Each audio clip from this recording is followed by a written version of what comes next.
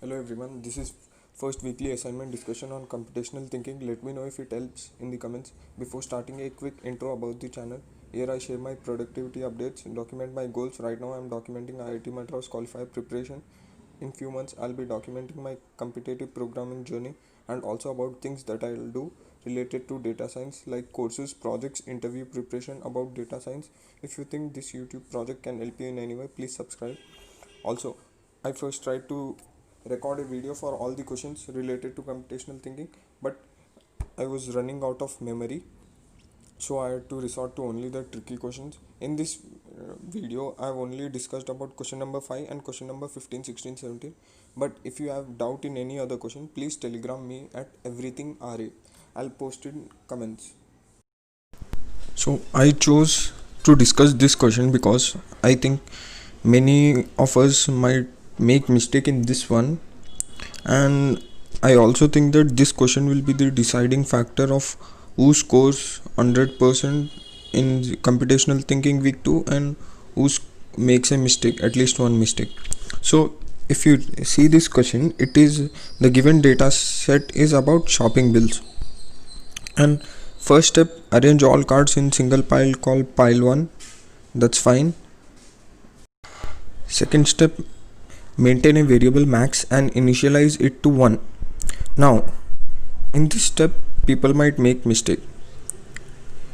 So till now what we have initialized max or anything that we are trying to find highest of something, we have initialized it to 0. Now in this particular pseudocode we are initializing it to 1. Now tell me, can we initialize it to 1? What do we initialize generally max variable to? Something minimum in that data set, so that as we find something higher than that, we keep updating this max value to the higher next higher value through iterations. Now is it okay to initialize it to 1? If you remember, in week 1, one of the activity questions, there was a question if we can initialize max variable to any of the marks, and the answer was true, if you remember. Okay, forget about that.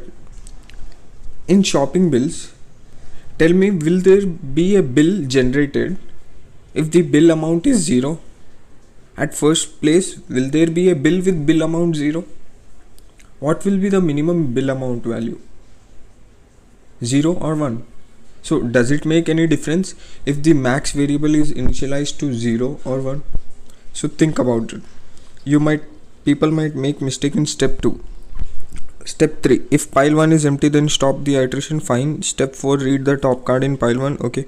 Step 5, if the shop name is Sun General and max greater than total bill amount, then store total bill amount in max.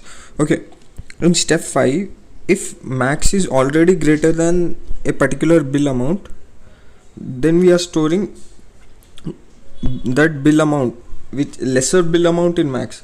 So what does that mean? We are taking lesser bill value and storing it in max.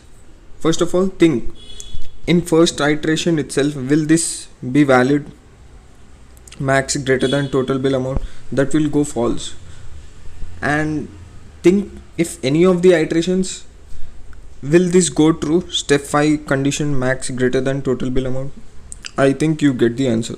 Step 6, move the current card to another pile called pile 2 and repeat from step 3. So everything looks fine. So think about this step 5 and step 2. Be careful. Will it make any difference if we initialize max to 0 or 1? Think about it. Now let's go to question number 15, 16, 17. So this question, I chose this question because there's a dilemma, ambiguity in this question. So ambiguity is that if for instance, in any pseudocode there are two types of errors. If there is any error, it might be of one of the two types. First is code error, that is syntax error, which is for instance, you forget to close a brace You open a brace but you forget to close a brace. That is a syntax error. So with this first case of errors, the code won't run in first place. So you'll be able to recognize these types of errors: syntax error, or what we can say is grammatical error, code error. You can recognize the code won't run at the first place. Now second type of errors are logical errors. That is, you write the logic, or you write the code of a logic, you make mistake in logic of the code. For instance, in place of less than, you put greater than. So here it's a mistake of logical error. And with logical error, problem is that your code will still run, you'll still get the output, but you won't recognize why the output is not the desired output. So there is some error in logic. So in this particular procedure, pseudocode that they have given for question number 15, 16, 17, we are not sure if they have made this logical error on purpose or by mistake. Anyway, the question is not going to be changed now. So we'll have to answer based on the logic given in the pseudocode, irrespective of whether it is a wrong error or whether there is no error. We have to answer it as it is.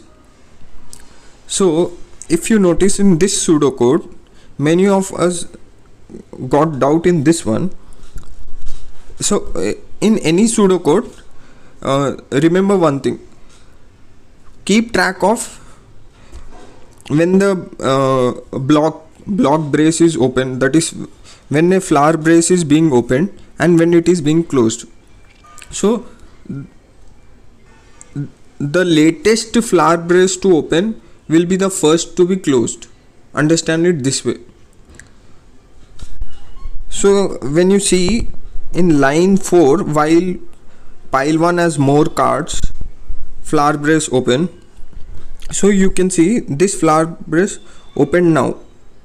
Now where will be the closing one for this closing pair for this flower brace? Somewhere at the end. You get me? Remember this way, somewhere at the end. So maybe after move x to pile 2, after that the last line is the closing flower brace for the first flower brace. Now if x dot mathematics marks greater than x dot physics marks, flower brace open. Now second flower brace, where will be the closing one for this? Now see, this is a if condition. The closing one can be anywhere. Maybe the closing one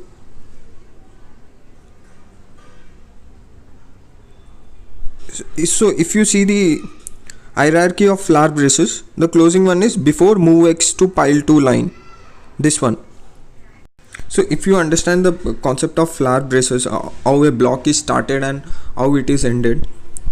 Now if you still don't get it, keep this aside and take some example dataset, a dataset of maths, physics and chemistry marks, okay, and then run this code. Now in this particular pseudocode, if you observe, the inner condition of if x dot mathematics marks less than x, will it ever execute? Because it is part of the upper condition x dot mathematics marks greater than x dot physics marks. If x dot mathematics marks is greater than x dot physics marks, and inside that we are checking a condition x dot mathematics marks less than x dot physics marks, the code will arrive at this line, the second if condition, only if physics marks is less than mathematics mark. So how will this condition ever be true? Will it ever be true? Think about it. And then if x dot mathematics marks equals to x dot physics mark. So this is a checking condition. This is not assignment 1, there are 2 equal to, so this is a checking condition.